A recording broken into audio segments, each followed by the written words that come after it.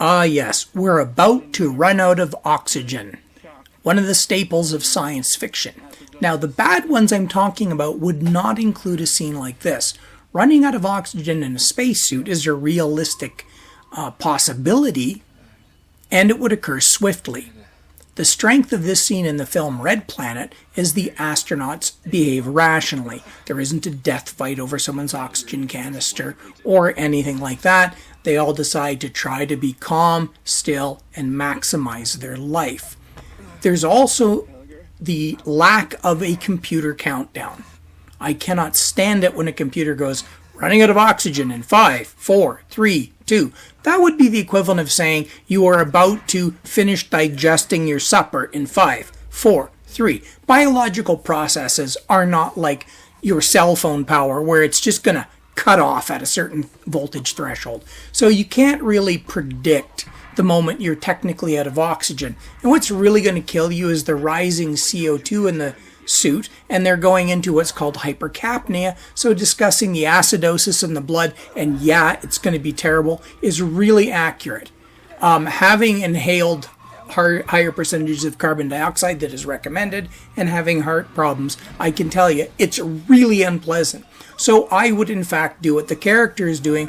Rather than die of high CO2, which is really unpleasant, I would open my helmet and vent to the low pressure atmosphere and die of hypoxia, which has happened on many of aircraft accidentally. You just go to sleep. I've suffered from hypoxia once too, and it's quite pleasant. There are about 3 kinds of basic death due to respiratory issues. 2 of them we can share on Earth. There can be a fire, which can fill the air with poisonous chemicals like carbon monoxide, carbon dioxide, and a host of others.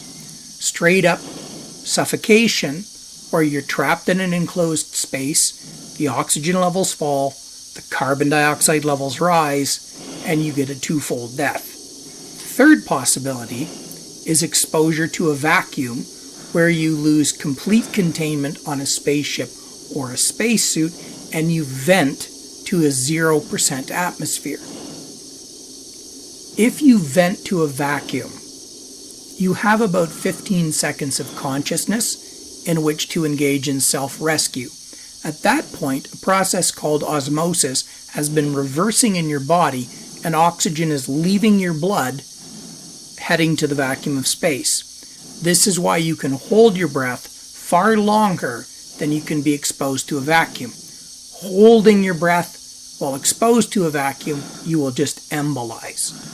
It has been proven that astronauts or people that were engaged in research have survived up to about a minute exposed to vacuum and were resuscitated. But you have about 15 seconds to do this yourself. Hollywood almost always gets this wrong, despite 2001: A Space Odyssey showing it correct in 1968. The entire scene was in fact taken from an Arthur C. Clarke short story about an astronaut forced to jump between 2 damaged sections of a ship and be exposed to the vacuum of space, which is now a routine scene in I don't know how many movies.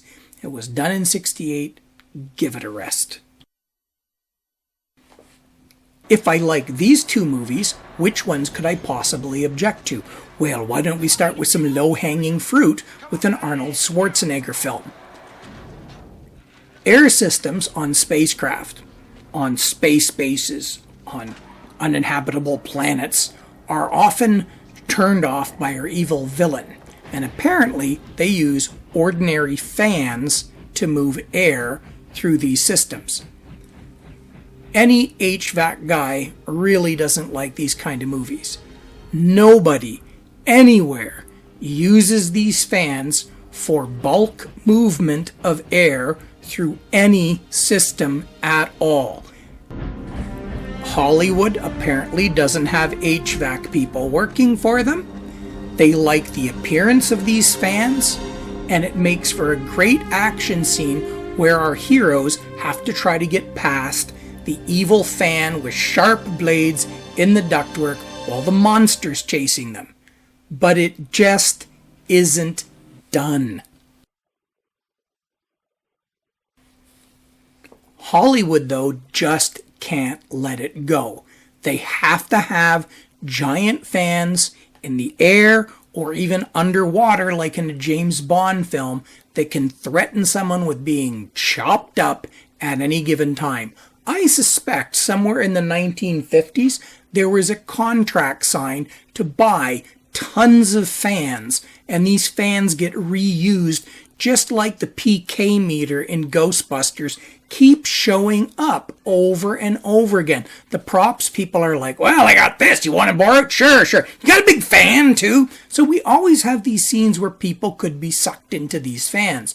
These fans are not good for transporting large amounts of air from one location to another. They will tumble the air in a room, but will not migrate the air long distances. So we have to have a bulk air moving style fan, and these are called centrifugal fans. Centrifugal fans are often called blowers or squirrel cages because it looks like a race wheel that a squirrel or a rat could use. They use a high-speed impeller in there, and it flings the air outboard. They're extremely efficient on air moving, and I guarantee you every air moving system in your house and your car is using one of these designs. You can also see the design on the roofs of buildings. They have a very distinct look, and you will see them on the top of virtually every building, every restaurant. This design is pretty much 100% of air moving systems in use in the world today. I'm always trying to show my students how form follows function, how you can look at something and understand how it works. Some of these centrifugal fans are disguised in these pot style called up blast or down blast one. If you look at the one on the left, there's some pretty obvious design changes to it to make it suitable for the restaurant industry. It's a giant grease cup, so this way you don't blast the roof of your building with the grease from your fryer. I guarantee the one on the left is a kitchen blower. The one on the right better not be. All our buildings on Earth are well ventilated. We have ventilation systems, but Earth itself has powerful built-in ventilation system called convection. Convection requires gravity to operate. Hot gases get less dense and lift upwards. Hot air balloons lift upward because they are less dense than the surroundings. However, in the zero gravity of space, convection will not operate. Even in our large sealed modern office buildings, if the entire ventilation system failed, there is still a temperature differential from the top to the bottom of the building, from the sunlit side to the shadow side, so air currents would form anyway in such a building. And in fact, in some buildings, they can become a nuisance if the air is allowed to change density and buoyancy along the way, and it can create wind tunnels inside the building. In space, however, none of that's going to operate. So if you want air to move from one end of the spaceship to the other, you've got to push it. This has led some people to believe that if all fans were shut off on the space station, you would suffocate where you're sitting. Well, that's not really true. They've demonstrated that fire does find a way to keep burning in space, but the chemistry of the fire alters, and it's certainly by the naked eye you can see how it's harder to deliver oxygen to the flame. But even one cursory examination, you're getting a very large area. Now, would an astronaut suffocate if you tied them down and you shut the fans off in the room? Would they suffocate on the spot? Well, not particularly, because you can blow air. Exhaling really rapidly would blow the air away from you, but you would certainly accumulate more carbon dioxide in your environment. So I suppose if an astronaut was dead asleep in their sleeping bag, breathing very quietly. If you cut the fans off, let the air go stationary, they might accumulate an unhealthy dose of CO2 in their immediate vicinity. But it's unlikely. There are far more realistic dangers that would threaten an astronaut's oxygen supply. Stardate 3142.8. They have my ship, discarding their own worthless vessel. Only moments of air left on the bridge now. Commendations recommended for Lieutenant Uhura, Technicians First Class Tooley and Harrison, Lieutenant Spinelli, and of course Mr. Spock. One of the best episodes of Star Trek featured Ricardo Montalban, who took over the Enterprise and planned to outfit it in rich Corinthian leather. And he and his actual real chest, both then and in 1982, became the greatest villain in the Star Trek universe. And like many villains in space, he decided he needed to deprive the people of air. Let's examine this scenario on board the Enterprise in detail. How long our air supply is going to last is a function of human metabolism, and the basic human metabolism is this formula here. This is the formula for respiration. Respiration is not breathing. Breathing is respiration is simply the process of using oxygen and food to release energy and some carbon dioxide. A worm does not lie there going, if it did, run. There's something wrong with the worm.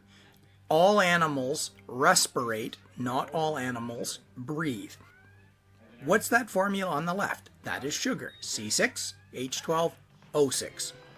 When you eat food, your body will need oxygen to oxidize it, releasing water and carbon dioxide. If you look at this formula, for 1 molecule of sugar, we need 6 molecules of oxygen, which will produce let's keep it simple. 1 scoop of sugar and 6 scoops of oxygen will make 6 scoops of water and 6 scoops of carbon dioxide. That's pretty much simple. We can talk about it as scoops. This means there is a ratio of 1 to 1. For 6 scoops of carbon dioxide, you breathed in 6 scoops of oxygen. The ratio of carbon dioxide created to oxygen consumed is called your respiratory quotient. Sugar has a 1-to-1 respiratory quotient, meaning that for the 6 oxygens you needed, you produced an equal number of carbon dioxide. This is higher than fats or proteins. Sugar is not green in the sense that it produces the highest amount of CO2 for your consumption. Please don't go out and stop eating sugar. It's necessary for your survival. The only thing that will make more CO2 than eating sugar is to eat oxalic acid and amaranth or tartaric acid in grapes, and neither one's going to feel terribly good. So this is about as bad as it gets. You will produce as much CO2 as the oxygen you breathed in. But how do you measure it? What do these numbers mean? We can talk about them as scoops, but how does a formula counting atoms and molecules convert to the scale of the universe that we're on? Well, there's a concept called moles. We have to find a way of turning the 6 scoops of molecules into mass at our level.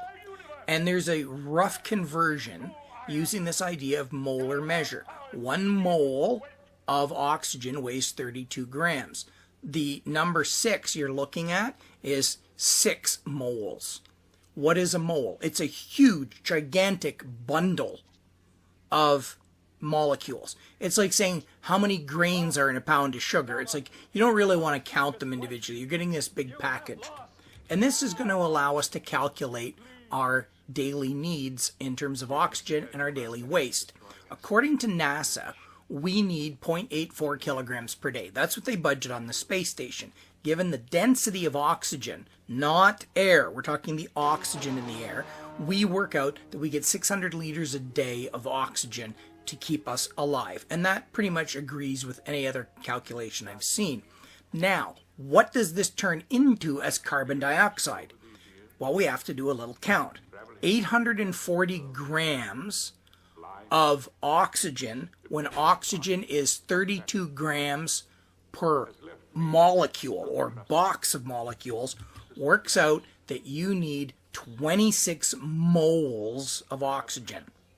And if you look at the bright blue numbers in front of oxygen, water, and carbon dioxide, they are in identical ratios. So to get the total amount of carbon dioxide I breathe out, I multiply the 26 by 44 and I get 1.2 kilograms. Using the density of CO2, it works out to 602 liters. So literally, we breathe in 600 liters of oxygen during the day, and we breathe out almost an identical amount of CO2. Notice the mass is very different. Carbon dioxide is oxygen with this extra carbon tacked on. It weighs more, but it's a little bit denser, so it winds up taking up very little more space than the oxygen you breathe. We don't care about the water. I only did the water calculation because I needed to prove to myself that when I was done, all the masses are accounted for. So the two masses on the left of the arrow add up to the two masses on the right. I didn't make a stupid mistake because I'm prone to them. Now we can work out the Enterprise scene. When I went to Planet Fanboy and got the blueprints for the Enterprise bridge, it is approximately 8 meters across. I'm estimating 4 meters in height because I know there's a dome on top of the Enterprise as well, and so I just took 4 meters because I'm a bit of a fanboy too, and I wind up computing 201,000 liters of air on the bridge. How long would this last them? Well, we need 600 liters per day. That's 25 liters per hour. 25 liters per hour for one person is 200 liters per hour for the 8 people I counted in the scene. The air, though, in the ship is not pure oxygen. It's only 21% oxygen. So of the 201,000 liters on the bridge of the Enterprise, we only get 44 kiloliters of actual oxygen to breathe. The math is inexorable. 44,000 liters of oxygen being used up at 200 liters an hour gives us 220 hours? They're going to last 10 days? Once again, you live on this planet. You have some innate knowledge. There is no way the room you saw would furnish the air for 8 people for 10 days. You've committed a rookie mistake by assuming oxygen is consumed like cookies or gasoline, that you keep getting them until that last bite and then it stops. That is true of cookies. You can keep reaching into the cookie bag, cookie, cookie, cookie, no more cookies. You're driving your car, it's running, boom, it stops. The car doesn't start slowing down as it reduces its gasoline content. It keeps the flow going till it stops. You don't breathe the room air and get the same amount of oxygen every single breath until the room literally runs out of air. That's why I hate the scenes where the computer goes, "Warning, oxygen supply will be depleted in 3 seconds." There's no such thing. You're breathing in the air, scavenging it. Think of it this way. I give you a swimming pool of water and I say, you can drink out of the swimming pool, but you have to pee into it as well. Sooner or later, you're not going to want to drink that water anymore. It won't be good for you. You are recycling the room air, so it's going to get worse and worse and worse. So this estimate is way off. But you already knew that in your gut, didn't you? Let's look at room air like it was a pizza.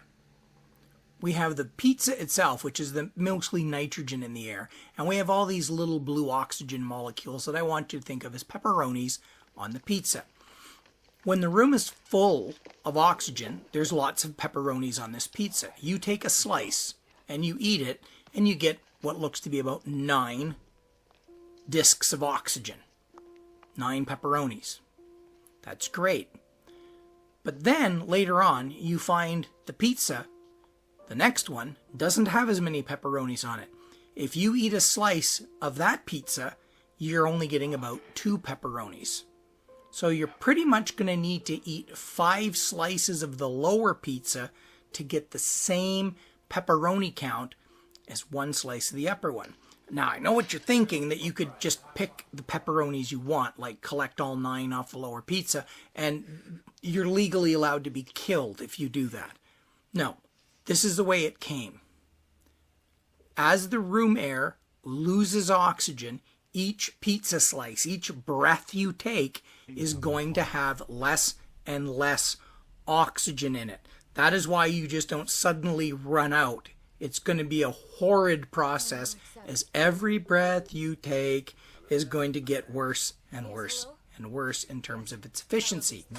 Another effect is going to kick in as well, called the diffusion gradient. This is just a really fancy way of saying that people share their farts with everyone else in the room. It will migrate. A gradient is like a hill. There is something that's wanting to make a downhill motion. If we look at the air in your lungs, which is the same as the room air basically, you see that there's lots of blue dots in the lungs in the top right picture here. These blue dots do not like each other. The oxygen molecules do not want to be near each other. They will spread out. The blood supply is always kind of low in terms of its oxygen levels because you're using it up. So the oxygen will want to move from the lungs into the blood supply. That is the gradient direction. They will want to go downhill to get away from each other. But if the blood supply was completely filled already with oxygen, the ones on the hill can no longer roll downhill. They have no impetus to want to move if there isn't less crowded conditions. So what happens as the blood winds up having just as much oxygen as the room? So even though the room still has oxygen in it, eventually the level of oxygen is so weak that there's no more oomph to make it move into the bloodstream. You can reach a point where you're just going to suffocate even when there's still air in the room. And if you were exposed to a vacuum, the lung has absolutely got 0 oxygen in it, and it will begin to vacuum the oxygen back out. But that's another time. Here's a calculation I did, making a simple assumption. As the air in the Enterprise gets thinner and thinner and thinner, how much faster would you have to breathe in order to get the same amount of oxygen in each breath or at each moment of time? For example, when the air is at 20% oxygen, you take 1 breath, you're good. When the air is at 10% oxygen, you're going to need to inhale twice to get the same oxygen. By the time about 3 days goes by, you're going to be breathing twice as fast as normal. And you might go, well, that's not so bad. I dare you to try it for 2 minutes, but sit on the floor first. But try to double your breathing rate for 2 to 3 minutes and see how well that goes. You're going to get exhausted really fast, okay? This is going to burn more energy.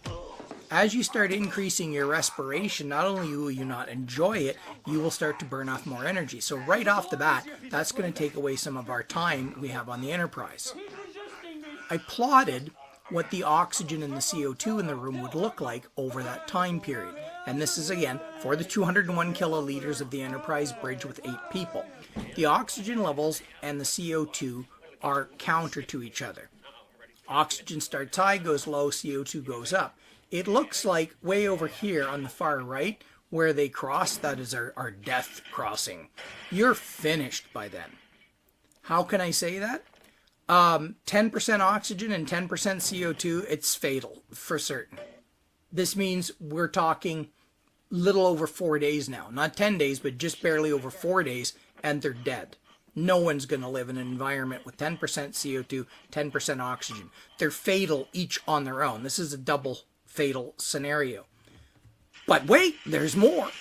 By 50 hours in, you have already fallen so far below the occupational limit for oxygen, you will be in hypoxic. You will start to have all the symptoms of oxygen starvation. You are not a happy camper by 50 hours. Anything after 50 hours is heading to death. Now our estimate has gone from 220 hours to 50 hours, and we're in distress by adding in all the other effects that are going to happen. By 50 hours, there's going to be full-blown hypoxia on the bridge. It's always going to be the weak people. Never Kirk. No. And the Vulcan, who knows, with his green blood. But you're in trouble within 2 days in that place. Yet another effect kicks in. Your body tries really hard to maintain the oxygen-CO2 balance in your body. And they operate between a very, very narrow range. CO2 makes your blood acid, and your body tries really hard to keep your blood pH locked down to an extremely tight range. The more CO2 in your blood, the lower your blood pH goes. The lowest ever recorded that a person survived was 6.33, and at the high end 7.7. And that's really, those two ranges are like a liter of water with a single drop of vinegar in it, or a liter of water with like a pinch of baking soda. You have to keep your pH remarkably tight, and CO2 will drive the pH down. Just look at my little model here, the teeter-totter. As oxygen falls, CO2 rises. As CO2 rises, the pointer is going to point to lower pH. When your body gets too much CO2 in it, it turns into your blood as carbonic acid, which you know as soda pop fizz. Your body counteracts any acid in your blood with two different approaches. One is behavioral. As CO2 rises, your brain starts saying, start breathing faster, and you begin to blow off the CO2, and then your pancreas, while it's not busy making insulin, suddenly dumps a load of bicarbonate into your bloodstream, basically baking soda, and it tries to restore the balance to keep the CO2 from rising. This balance can be really hard to maintain if the atmosphere isn't cooperating. We'll look at the CO2 limit here. If you notice, unlike oxygen, oxygen starts at 20% and it falls to 10% and your risk of death. All CO2 has to do is reach 3% and you're already in distress. And by 8%, it's game over.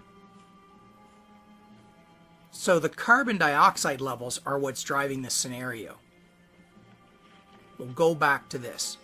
It isn't oxygen running to the 10% that's going to kill you. You're dead long before this point.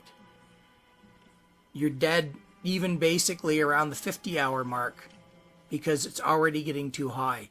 Here's what's going to happen to you. 25 hours into this, 31 hours on my simulation, you are now in breathing distress because of the level that the carbon dioxide has reached. At that point, oxygen has fallen to 18%, which is already going to be trouble on its own.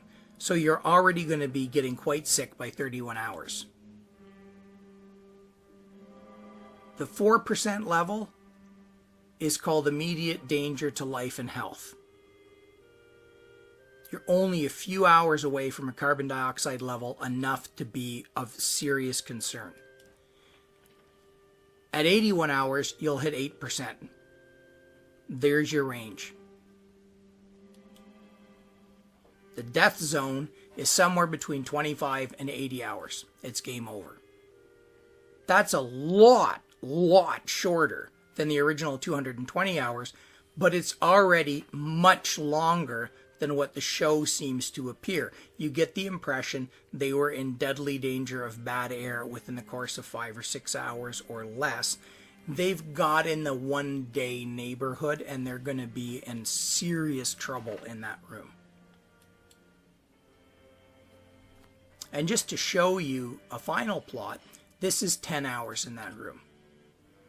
If you look at the oxygen level in blue, it hasn't even breached 20%, and the CO2 level has already climbed up enough that people with health issues by about 10 hours would start to feel like, oh man, I need some fresh air. But you've got a solid 10 hours before things are going to start getting concerning on the bridge of the Enterprise.